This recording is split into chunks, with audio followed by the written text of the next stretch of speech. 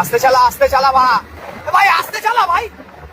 Helmet পরে আস্তে চালা ভাই ভাই ভাই ভাই প্লিজ ভাই প্লিজ। আস্তে চালাতে চালাতে দাঁতে ব্রাশ ঘষছি, কারণ দাঁত দেখে যদি কোনো মেয়ে পটে যায়।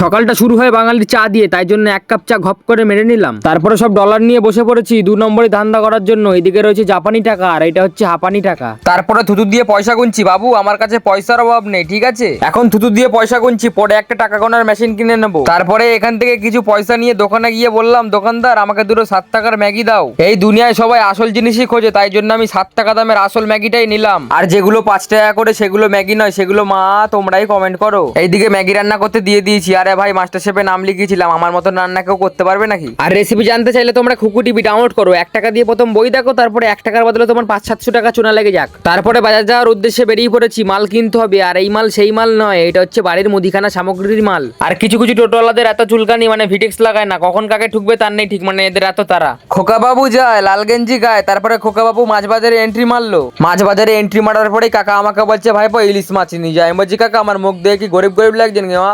হ্যাঁ তাড়াতাড়ি 100 টাকার কাতলা মাছ দাও। আরে ভাই কালকে ইলিশ মাছ খেলাম। আর বন্ধুগণ লাইক ফলো এবং সাবস্ক্রাইব করতে ভুলো না কিন্তু। টাটা।